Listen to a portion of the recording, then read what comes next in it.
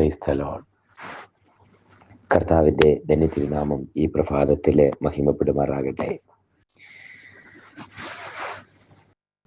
ഈ ശബ്ദപരിധിക്കുള്ളിൽ എന്നെ കേൾക്കുന്ന എൻ്റെ ഏറ്റവും സ്നേഹം നിറഞ്ഞ പ്രിയപ്പെട്ടവര്, എൻ്റെ സഭയിലെ എൻ്റെ ഏറ്റവും വാത്സല്യം നിറഞ്ഞ എൻ്റെ പ്രിയപ്പെട്ടവര്, പ്രാർത്ഥനാ കൂട്ടായ്മയിലെ പ്രാർത്ഥനാ പോരാളികളായി സപ്പോർട്ട് ചെയ്യുന്ന പ്രിയപ്പെട്ടവര്, മറ്റെല്ലാവർക്കും വേഗം വരുന്ന യേശു കർത്താവിൻ്റെ നാമത്തിൽ വന്ദനം ചൊല്ലിക്കൊണ്ട് ആരോഗ്യത്തോടെ, ബലത്തോടെ, ഉന്മേഷത്തോടെ ദൈവനാമത്തെ സ്തുതിക്കുവാൻ, ദൈവത്തെ ഉപകാരങ്ങളെ വർണ്ണിക്കുവാൻ ബലം തന്ന് എഴുന്നേൽപ്പിച്ചിരിക്കുന്ന ദൈവനാമത്തിന് എല്ലാ മാനവും മഹത്വവും അർപ്പിച്ചുകൊണ്ട് ഈ പ്രഭാതം നമുക്ക് ആരംഭിക്കാം.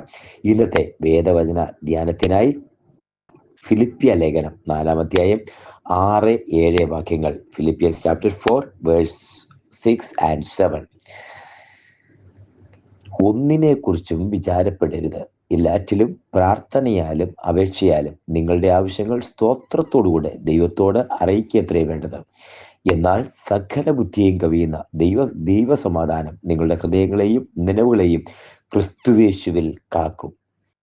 ഫിലിപ്പിയ ലേഖനത്തിന്റെ പശ്ചാത്തലവും സാഹചര്യവും ഒക്കെ നമുക്കറിയാം.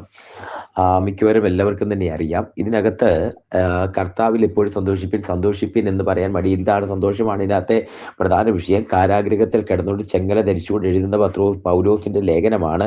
ഈ ലേഖനത്തിനകത്ത് കാരാഗൃഹ ലേഖനമാണ്. അതിനകത്ത് ആ തീം അതായിരിക്കുമ്പോൾ തന്നെ അതിന്റെ അവസാനം എക്സോട്ട് ചെയ്യുന്ന പ്രത്യേക ഒരു വചനമാണ് നമ്മൾ വായിച്ചു കേട്ടെ. ഒന്നിനെ കുറിച്ചും വിചാരപ്പെടരുത്, സകലത്തിലും പ്രാർത്ഥനയാലും അപേക്ഷയാലും ദൈവത്തെ അറിയിക്കുകയത്രേ വേണ്ടത്. എന്നാൽ സകല ബുദ്ധിയും കവിയുന്ന ദൈവസമാധാനം നിങ്ങളുടെ ഹൃദയങ്ങളെയും നിലവുകളെയും ക്രിസ്തുയേശുവിൽ കാക്കും. ഇവിടെ ഒരു തരത്തിൽ പറഞ്ഞാൽ 2 അറ്റങ്ങളുണ്ട്. ഒന്ന് ദൈവത്തിന്റെ അറ്റവും, 2 മനുഷ്യന്റെ അറ്റവും. മനുഷ്യൻ വിചാരപ്പെടും. അപ്പോൾ ഒരു സൊല്യൂഷൻ പറഞ്ഞിരിക്കുന്നു, പ്രാർത്ഥനയാലും അപേക്ഷയാലും ദൈവത്തെ അറിയിക്കുക. 2 പറയുന്നു, നമുക്ക് സമാധാനമില്ലാതിരിക്കുമ്പം ദൈവ സമാധാനം ഹൃദയങ്ങളെയും നിലവുകളെയും കാക്കും. ഇംഗ്ലീഷിൽ അത് മൈൻഡിനെ കാക്കുമെന്ന് എഴുതിയിരിക്കുന്നത്. ഇവിടെ ഈ വചനം സംസാരിച്ചുകൊണ്ടിരിക്കുമ്പോൾ ഇതിനൊരു പ്രത്യേകതയുണ്ട്. ഈ വാക്യത്തിനൊരു പ്രത്യേകതയുണ്ട്. കാരണം നമ്മുടെ മൈൻഡിലെ ചിന്ത, അല്ലെങ്കിൽ നമ്മൾ വരുന്ന ആ ചിന്തക്കകത്ത് വരുന്ന അനർത്ഥം, അപകടം, ഈ കാര്യങ്ങളെ പ്രതിരോധിക്കാൻ 3 മാർഗങ്ങളുണ്ട്. ഒന്ന്, ഒഴിഞ്ഞു മാറുക എന്നാണ്. ഒഴിഞ്ഞു മാറുക, നമുക്കെതിരെ വരുന്ന അനർത്ഥങ്ങളിൽ നിന്ന് ഒഴിഞ്ഞു മാറും. അത് തിരുവചനത്തിൽ ഇങ്ങനെ പറയുന്നുണ്ട്, നീതിമാന്മാർ അനർത്ഥം കണ്ട് ഒഴിഞ്ഞു പോകുന്നു, ദുഷ്ടന്മാർ നേരെ നിഷേധിക്കപ്പെടും. ഒന്ന്, ഒഴിഞ്ഞു പോകുക. 2, തടുക്കുക. ഡിഫൻസ് മെക്കാനിസം ഉണ്ട്. തടുക്കുക. ഇങ്ങോട്ട് വരുമ്പോ അതിനെ പ്രതിരോധിക്കാനുള്ളൊരു ശക്തി. അത് ഇപ്പൊ പരിച എന്ന് പറയുന്ന വാക്കാണ് കർത്താവ്, ദൈവം നമ്മളെ ഉപയോഗിച്ചിരിക്കുന്നത്. കർത്താവ് നമുക്ക് പരിചയമായി പലകയായുമുണ്ട്. കോഴി തന്റെ കുഞ്ഞുങ്ങളെ ചിറകിന്റെ കീഴിൽ വഹിക്കുന്ന പോലെ കർത്താവ് വഹിക്കുന്നു. അത് പരിപാലിക്കുന്ന ഒരു കൃപയെക്കുറിച്ച് ദൈവ പരിചയമായിട്ട് നിൽക്കുന്നു. ഇതിനപ്പുറത്ത് ഒരു വിചാരത്തെ കുറിച്ച് പറയുന്നുണ്ട്. വിചാരത്തെക്കുറിച്ച്. അപ്പൊ വിചാരപ്പെടാനുള്ള കാര്യമുണ്ടോ? ഉണ്ട്. വിചാരപ്പെടാനുള്ള ഒരുപാട് കാര്യങ്ങളുണ്ട്. ഈ ഭൂമിയിലായിരിക്കുമ്പോൾ നമുക്ക് ചിലതൊക്കെ കേട്ടില്ല, അല്ലെങ്കിൽ അതിനകത്ത് ഇടപെടാതിരിക്കാം. അത് ഒഴിഞ്ഞു പോകും. തടുത്തു വെക്കാം. നമുക്ക് ഡിഫെൻഡ് ചെയ്യാം. ഇത് അങ്ങനെയല്ല, ഇങ്ങനെയാണെന്ന് പ്രൂവ് ചെയ്യാം. ഇത് രണ്ടുമല്ലാതെ ഇൻവോൾവായി പോകുന്ന, നമ്മൾ പോലും അറിയാതെ അതിനകത്ത് ഇൻവോൾവായി പോകുന്ന ചില കാര്യങ്ങളുണ്ട്. നമ്മുടെ തലമുറയുടെ കാര്യങ്ങളോ, നമ്മളെ ആരെങ്കിലും ചീത്ത പറയുന്ന വ്യക്തിപരമായ കാര്യങ്ങളോ, ഇതൊക്കെ ഇൻവോൾവായി പോകും. ഇൻവോൾവായി പോകുമ്പം അതുമായിട്ട് വിചാരപ്പെടുന്ന ആ വേളയിൽ വിചാരപ്പെടരുത്, പ്രാർത്ഥനയാലും അപേക്ഷയാലും ദൈവത്തോട് അറിയിക്കുക അത്രേ വേണ്ടത്. ഇതാ പറഞ്ഞിരുന്നേ. അപ്പൊ ഏറിയ പങ്ക് മനുഷ്യരും വിചാരപ്പെടും, ഇൻക്ലൂഡിങ് ദൈവമക്കള്. ഈ വിചാരം കൂടിക്കൂടി വരുമ്പോ നമ്മുടെ നെർവ് സിസ്റ്റം തെറ്റിപ്പോവുകയും നമ്മൾ പറയാറുള്ള നമ്മുടെ മെന്റൽ ഡിസോർഡർ എന്നോ അത് ഒരുപക്ഷെ വിഷാദത്തിലേക്കോ ആത്മഹത്യയിലേക്കോ വരെ നയിക്കുകയും ചെയ്യും. എന്നാൽ അത് തിരിഞ്ഞ് ഒരു ദൈവ പൈതലായിരിക്കുന്നിടത്തോളം അതിനൊരു പരിഹാരമുണ്ട്. അതാണ് ദൈവസമാധാനം. ഇവിടെ പറയുന്ന ഒന്നിനെ കുറിച്ചും വിചാരപ്പെടരുത്. ഒന്ന്, ദാനിയേലിന്റെ സംഭവം എടുത്തേ. ദാനിയേലിനെ കുറിച്ച് ഇങ്ങനെ പഠിക്കുമ്പം ദാനിയേൽ നന്നായി കാര്യങ്ങൾ ചെയ്തുകൊണ്ടിരിക്കുമ്പോൾ രേഖ വിരോധമായിരിക്കുന്നു. നമ്മുടെ സ്ഥാനത്ത് ചിന്തിക്കണം. ഉടനെ ആ കേട്ടയുടനെ അദ്ദേഹത്തിന്റെ മൂഡ് അങ്ങ് ഓഫായി. ഇനി പറ്റത്തില്ല, ഓഫീസിലെ പണി നിർത്തി. ആകെപ്പാടെ ടെൻഷനായി. കണ്ണടയ്ക്കുമ്പോൾ കാണുന്നത് രേഖ വിരോധമായിരിക്കുന്നു. വായിച്ചു നോക്കിയപ്പോഴാണ് മനസ്സിലായത്, പ്രാർത്ഥിക്കുന്നതിനെ സിംഹത്തിന്റെ കൂട്ടിനകത്തിട്ടുകളയും. ഒന്ന് നിർത്തി ചിന്തിക്കണേ. അവിടെ നിന്ന് എങ്ങനെയാ വിചാരമുണ്ടാകുന്നത്? സിംഹത്തിന്റെ കൂട്ടിൽ ഇട്ടുകളയുന്നതും സിംഹം പിടിക്കുന്നതും പിച്ച് ചീന്തുന്നതും എല്ലും മുള്ളുമൊക്കെ വലിച്ചു പറിക്കുന്നതും സിംഹത്തിന്റെ കൂർത്ത നൂർത്ത പല്ലുകൊണ്ട് കടിച്ചു കീറുന്നതും നഖം കൊണ്ട് കടിച്ചു കീറുന്നതും ഇതൊക്കെയാണോ പ്രാർത്ഥിക്കാൻ ഇരിക്കുമ്പോൾ ദാനിയേൽ കണ്ടത്? അറിയില്ല. പക്ഷെ പുസ്തകം പറയുന്നുണ്ട് ഇതൊന്നും കണ്ടില്ല. ദാനിയേൽ കണ്ടത് ദൈവത്തിന്റെ പ്രവൃത്തി, സ്വർഗം തുറന്നിരിക്കുന്നതുവാ. ദാനിയേൽ സിംഹക്കുട്ടി വീഴുന്നതോ വലിച്ചു കീറുന്നതോ കണ്ടില്ല. അത് കാണാതെ അവിടെയാണ് ഒന്നിനെ കുറിച്ച് വിചാരപ്പെടരുത്. ഇവിടെ വന്നിട്ട് അപേക്ഷയും പ്രാർത്ഥനയും ദൈവത്തോട് കൽപ്പിച്ചിട്ട് ദാനിയേൽ പറഞ്ഞു കാണും. ദിവസം 3 നേരം ചെയ്യാറുള്ളത് പോലെ ചെയ്തിട്ട് പറഞ്ഞു കാണും, ദൈവമേ എനിക്കറിയാം നിന്റെ കയ്യിൽ പരിഹാരമുണ്ടെന്ന്.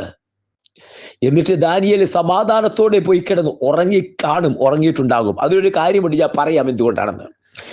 നമ്മൾ ഏതെങ്കിലും തരത്തിലൊരു വഴക്കുണ്ടാക്കുകയോ ആരെങ്കിലും ഷൗട്ട് ചെയ്യുകയോ ആരെങ്കിലും മോശമായിട്ട് സംസാരിക്കുകയോ ചെയ്ത് നമ്മുടെ ഹൃദയത്തിൽ നിന്ന് മാറിപ്പോകത്തില്ല.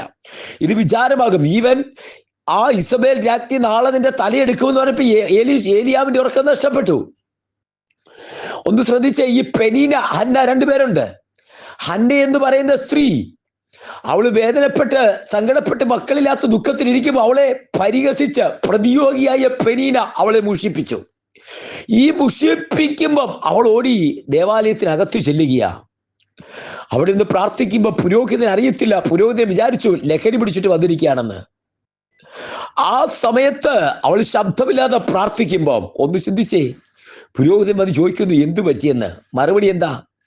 എന്നെ പെനീന ഇങ്ങനെ ചെയ്തു നല്ല മറുപടി. പ്രതിയോഗി മുഷിപ്പിക്കുന്നു നല്ല മറുപടി എനിക്കൊരു പുരുഷപ്രജ തന്നാൽ ഞാനത് ദൈവത്തിന് സമർപ്പിക്കാം, നിവേദിക്കാം. ആ പുരോഹിതനോട് പറയുക. പുരോഹിതൻ അനുഗ്രഹിച്ചു വിട്ടു. അപ്പൊ ഇവിടെ ഒരു കാര്യം ശ്രദ്ധിച്ചേ, അവളുടെ വേദന എന്തായിരുന്നു? പ്രതിയോഗിയായ പെനീന മുഷിപ്പിച്ചത്. ദൈവസന്നിധി വന്നപ്പോ എന്തുകൊണ്ടാണ് അത് പറയാതിരുന്നത്? അവളുടെ മനസ്സിൽ നിന്ന് അത് വിട്ടുപോയി. ആ കാര്യത്തിലേക്ക് റൂട്ട് കോസിലേക്ക് കടന്നു. ഹല്ലേലൂയ, റൂട്ട് കോസിലേക്ക് കടന്നു. ഇന്നൊന്ന് ചിന്തിച്ചേ, നമ്മുടെ വിചാരങ്ങളെ ദൈവത്തിന് വിരോധമായി പൊങ്ങുന്ന സങ്കല്പങ്ങളെയും വിചാരങ്ങളെയും പിടിച്ചടക്കുന്ന ഒരു ദൈവകൃപ. അതുകൊണ്ടാ പറയുന്നത്, പൗലോസ് പറയുന്നു, ഒന്നിനെ കുറിച്ച് വിചാരപ്പെടരുത്. നമ്മൾ വിചാരപ്പെട്ടാൽ പെനീനയെ കുറിച്ച് വിചാരപ്പെടും. പ്രതിയോഗിയെ മുഷിപ്പിക്കുന്നതിനെ കുറിച്ച്, ലോകത്തെ കുറിച്ച് വിചാരപ്പെടും. അല്ല, നീ ആലയത്തിലേക്ക് വാ, എന്നിട്ട് ഹൃദയം പകർന്നുകൊണ്ടിരിക്കുമ്പോ മറ്റേതെല്ലാം നമ്മുടെ മനസ്സിൽ നിന്ന് മറന്നുപോകും. മറ്റു ചിന്തകൾ മാറിയിട്ട് ഹൃദയം പകരുമ്പോൾ അവിടെയാണ് ഈ വാചകത്തിന്റെ പ്രസക്തി. അതേ തികഞ്ഞു വരുന്ന ഒരു ദൈവ സമാധാനം, നിന്റെ ബുദ്ധിയെ കവിയുന്ന ഒരു ദൈവ സമാധാനം. ലോജിക്കായിട്ട് ചിന്തിച്ചാൽ മറുപടിയില്ല, ലോജിക്കായിട്ട് ചിന്തിച്ചാൽ ബുദ്ധി എത്തത്തില്ല. അതിനെ കവിയുന്ന ഒരു ദൈവ സമാധാനം നിന്റെ ഹൃദയത്തെയും നിന്റെ മൈൻഡിനെയും കാക്കുമെന്ന്. നിലവുകളെ കാക്കുന്ന ദൈവ സമാധാനം.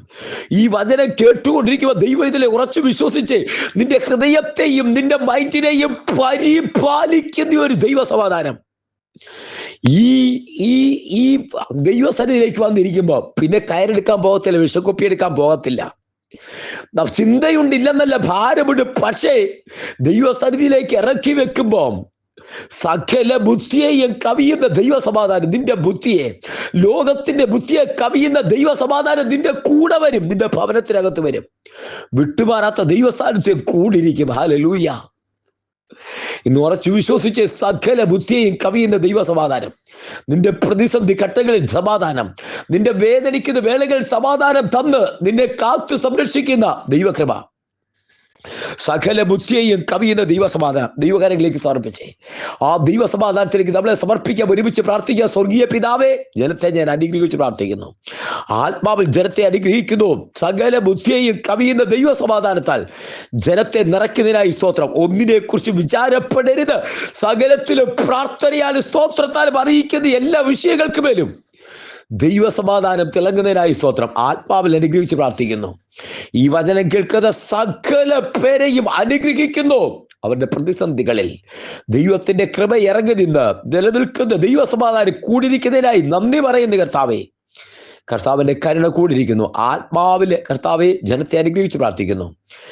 പിതാവിന്റെ പുത്രന്റെ പരിശുദ്ധ നാമത്തിൽ അനുഗ്രഹിക്കുന്ന യഹോവ കൂടിയിരിക്കും. ആത്മാവിൽ ബലപ്പെടുന്നു. രക്തത്താൽ ജയമെടുക്കും. തൃക്കരങ്ങളിൽ സമർപ്പിക്കുന്നു. പ്രാർത്ഥനയ്ക്ക് സ്തോത്രം. സകലമാന മഹത്വം എടുക്കും യേശുവിൻ നാമത്തിൽ തന്നെ. ആമേൻ, ആമേൻ, ആമേൻ.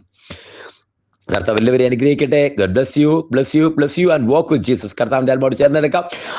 നാളെ നമുക്ക് വീണ്ടും കാണാം. God bless you.